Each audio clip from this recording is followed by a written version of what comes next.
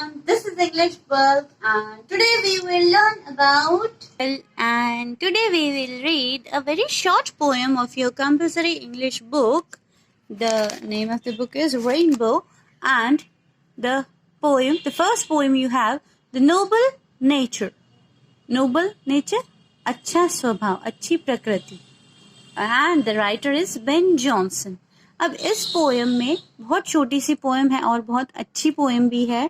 पहले हम थोड़ा सा इसका इम्पोर्टेंट चीज थोड़ा सा देख लेते हैं, फिर मैं आपको इसको line to line I will explain. So noble nature written by Ben Jonson. Noble nature Ben Jonson, इस तरह से आपको नाम याद करना है. Noble Ben Jonson, noble nature Ben Jonson. Message. The poet's view is that. Now, what's the main thing the poet wants to convey in this? Poet क्या बताना चाहता है हमको? Even in the short lifespan, one can make one's life perfect.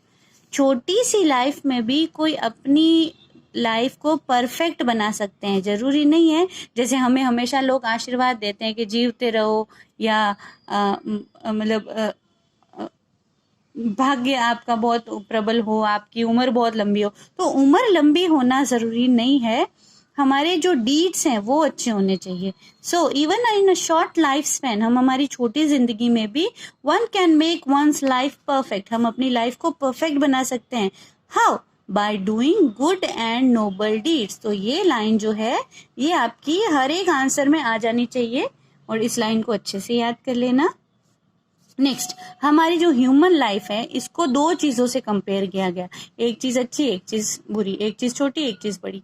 देखें, एक तो oak tree से compare किया है. ओक ट्री क्या होता है? बल्क में बहुत ज्यादा बढ़ जाता है, लेकिन वो किसी काम का नहीं होता ना. तो वो ज्यादा छाया देता है किसी को. ये बिल्कुल वैसी ही बात है ना, बड़ा हुआ तो क्या हुआ, जैसे पेड़ खजूर. और एक लिली फ्लावर से कंपेयर किया है लाइफ को. लिली फ्लावर मतलब उसकी लाइफ बिल्कुल छोटी सी होती है, लेकिन फिर भी वो जो है लोगों को अपनी तरफ आकर्षित करता है और लोग उसको देखते हैं और खुश होते हैं, है ना. हैप्पीनेस स्प्रेड करता है वो अपनी अच्छी डीड से, अपनी अच्छी खुशबू से. अब थीम की बात करते हैं, पोएम की थीम. अब आप बच्चे अगर ये थीम आप याद कर लेंगे ना तो ये बहुत है आपके लिए. आपको अलग अलग आंसर्स याद करने की जरूरत नहीं है. आप सिर्फ पोएम में से कुछ भी आ जाए, आपने ये थीम लिख देनी है. मैं आपको समझाती हूँ, लेकिन पहले हम इसका लाइन टू लाइन एक्सप्लेनेशन समझ लेते हैं पोएम का. It is not growing like a tree in bulk. जब bulk से याद आया, the name of my channel is also English Bulk because English is the bulkiest language, so you have to share and subscribe. Now, it is not growing in bulk. सिर्फ bulk में ज्यादा हो जाना, bulk मतलब वजन में, भार में ज्यादा हो जाना. Doth make man better be. सिर्फ मैन उससे बेटर नहीं होता है. ऐसा नहीं कोई मोटा ताजा है, कोई लंबा चौड़ा इंसान है, इसका मतलब है वो अच्छा इंसान है, ये नहीं होता है. और standing long and oak 300 years. एक ओक ट्री जो 300 साल तक इसकी उम्र होती है, इसका मतलब नहीं है कि वो जो ओक ट्री है वो सबसे बेस्ट ट्री है, ये नहीं होता है. तो इसी तरह से हमारी लाइफ भी ऐसे ही होती है. ऐसे नहीं कि जो ज्यादा बड़ा है हमसे वो ही बेटर लिविंग बीइंग है. To fall a log at last. अब ओक की लाइफ में क्या होता है? 300 साल तो वो जिंदा रहता है, मतलब पेड़ होता है वो 300 साल तक रहता है. उसके बाद वो सूखी लकड़ी की तरह dry bald and sere. Dry bald and sere, सूखा होके नीचे गिर जाता है. सेयर मतलब फ्रूटलेस, उसमें बिल्कुल सूखा हुआ, withered out. Dry bald and sere, तीनों चीजों का मतलब एक ही है कि वो सूख कर गिर जाता है. 300 साल लंबी लाइफ तो है, लेकिन उसका अंत कैसे होता है? सूख जाता है और बिल्कुल बिना काम का वो रह जाता है. तो यहाँ 4th लाइन में ड्राई का मतलब है सूखा हुआ, बेल्ड का मतलब जिसमें कोई हरियाली, लीव्स नहीं हो, और सेयर का मतलब है सैपलेस. सेयर मुरझाया हुआ, सूखा बिना पत्तियों का, मुरझाया हुआ. अंत उसका यही है. 300 साल तो वो जिएगा, लेकिन उसका अंत इस तरह से होगा, तो कोई मतलब नहीं है. A lily of a day. Now besides that, a lily of a day is fairer in May. मई के महीने में जो फूल खिलता है लिली का, is fairer far. वो उससे कहीं ज्यादा फार है. इस ओक ट्री से कहीं ज्यादा फार, तो अच्छा तो फेयर. लिली वाला जो पौधा होता है उसका, लिली का जो फ्लावर है वो है मतलब ओक ट्री से जो लिली फ्लावर है इज फेयरर फार, कई गुना फेयर है, कई गुना अच्छा है. Although it fall and died that night. Although it fall and died that night, it was the plant of flower of light. Now, although it fall, हालांकि वो गिर जाता है, die, मर जाता है, that night, उसी रात जिस दिन उसका जन्म हुआ, जिस दिन वो खिला है, उसी दिन शाम को, मतलब सुबह मॉर्निंग में तो ये लिली फ्लावर खिलता है और शाम के समय वो टूट कर गिर जाता है, विदर्ड आउट हो जाता है, लेकिन वो दिन भर में इतनी अच्छी खुशबू फैलाता है और उस लिली फ्लावर के सामने कोई देखता है तो मतलब उसको बहुत हैप्पीनेस फील होती है. फूलों को देखना मतलब अच्छी चीज, a thing of beauty is always Joy ना. तो कोई सुंदर चीज दिखती है तो इस तरह से जो फ्लावर है उसका सिर्फ एक दिन का जीवन ही बहुत फेयरर फार है, कई गुना ज्यादा अच्छा है ओक से. It was the plant and flower of light. Now एक क्वेश्चन है कि इसको फ्लावर ऑफ लाइट क्यों कहा है. फ्लावर ऑफ लाइट मतलब लाइट मतलब सनलाइट, कि जब तक सनलाइट रहती है तभी तक वो खिला हुआ रहता है. So it was the plant and flower of light.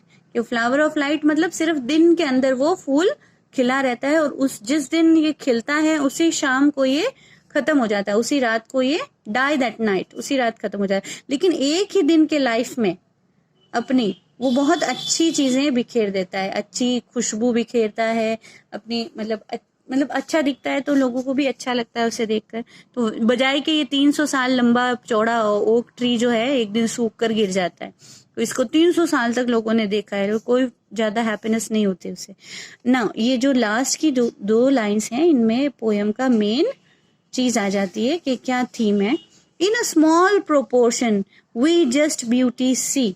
हम ब्यूटी को छोटे छोटे टुकड़ों में ही देखते हैं.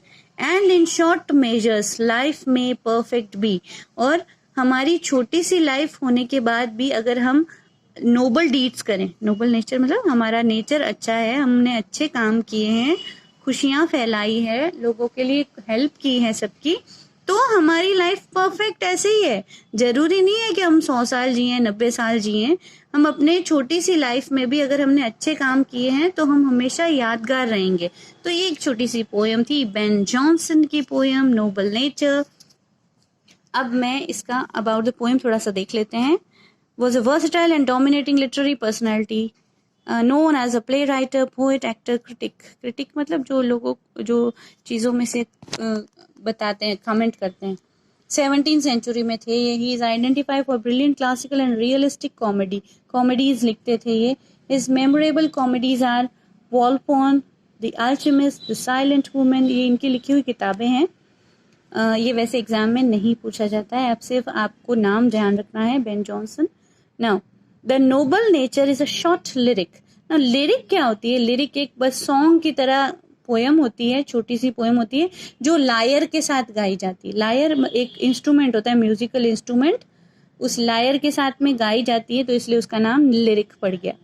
तो ये लिरिक है, ये भी एक लिरिक है, लायर के साथ में गाई गई थी. Composed bye Ben Johnson, imparting great meaning. इसकी मीनिंग्स बहुत ग्रेट है तो छोटी सी पोयम. मैसेज टू ह्यूमैनिटी के हमारे पूरे जो ह्यूमन नेचर है, हमारे पूरे इंसानों को के लिए एक मैसेज लेके आती है ये poem. That we live in deeds not in years. कि हमें डीड्स अच्छी, हमारे कार्य अच्छे रखने चाहिए, ना कि हमारे बस इतने साल के हम हो गए, ये चीज का ध्यान रखना चाहिए. The poet contrasts a meaningless and unimpressive long life with a short life full of heroic and virtuous deed by drawing two symbols from nature. Here, by drawing two symbols from nature, an oak and a lily, Johnson widely disseminates that the worth of human life is measured not in the years but on the basics of the achievements and noble acts. कि हमारी जो life है वो हम उसको, उसकी अच्छाई को हम कैसे मेजर कर सकते हैं? हम ईयर्स नहीं मेजर करते, हम उसमें ये मेजर करना चाहिए कि हमारी कितनी उपलब्धियां हैं, कितनी अचीवमेंट्स हैं और कितनी नोबल एक्ट्स, कितने अच्छे काम हमने किए हैं. So leave impressed of vast eternity of life. तो इसी से ही हमको हमारा जो जीवन है वो अच्छा कैसे होगा, नोबल नेचर कैसे होगा हमारा, जब हम अपनी लाइफ में अच्छे काम करेंगे तो यही हमारा बल्क बढ़ाएगा. Now these are some of the important lines. और ये लाइंस अगर आप याद करते हैं, इन्हें लिख लीजिएगा पॉज करके वीडियो, और इनको याद कर लो तो ये पूरी पोएम को कवर करती हैं। और कोई भी क्वेश्चन आए तो उसमें हम ये लिख सकते हैं। एक क्वेश्चन इसका इम्पोर्टेंट है जो जस्ट एक्सपोज है ना, ऐसे करके है बुक के अंदर के पोएट ने दो चीज़ें बिल्कुल ऑपोजिट यूज़ की है, ऑपोजिट यही दो चीज़ें ओक और लिली। तो उसमें आप कोई भी क्वेश्चन आए ना तो आप उसमें ये आंसर लिख सकते हैं ना। हम ऐसे ही स्टार्ट करेंगे। द थीम मतलब इसमें जो भाव है कविता में, नोबल नेचर पोएम में, the theme of the poem underlines the importance of noble nature. क्या है थीम जो अंडरलाइन करता है इसमें पोएम में? मेन चीज़ है noble nature and noble deeds. अच्छा काम, अच्छा नेचर, अच्छे जो कर्म करते हैं हम वो, है ना, in human life. Long life of man and his big size do not necessary make him great ना। वही लाइन पहले वाली, it was not growing in the bulk make it, है ना। So it is, so long life of man and his big size do not necessarily make him great. It is his noble nature and good deeds that make him great. Great कैसे बनेगा? noble nature और good deeds से, size से और big size से नहीं होता है great. A man small in size कोई इंसान जो जितना इतनी personality अच्छी नहीं हो, with a short life span, चाहे उसकी life बिल्कुल छोटी सी हो, can also be great. Now how would he be great? By his noble nature. Just as an oak lives for a longer period. बिल्कुल वैसे ही जैसे ओक ट्री जो है वो काफ़ी समय तक जीवित रहता है लेकिन कुछ ज़्यादा अच्छा नहीं कर पाता. While a lily of a day attracts us. Lily एक फूल जो उसी दिन खिलता है, उसी दिन शाम को वो मुरझा जाता है, लेकिन वो अपने दिन भर की छोटी सी लाइफ होती है जो उसकी जो 12-13 घंटे की. While a lily of a day attracts us by its beauty makes every beholder happy. उसकी जो ब्यूटी, beholder मतलब देखने वाला, उसको जो भी देखता है उसको खुशी मिलती है, उसकी जो ब्यूटी है, उसकी सुंदरता है, उसे देखकर. तो ये थीम है पोएम की. इसको आप अपने नोट्स इस तरह से बना सकते हैं वीडियो को पॉज करके. और it is not growing in bulk, तो bulk, English bulk. Subscribe, like and share. Have a nice day, and if you found any doubt you can ask me in the comment.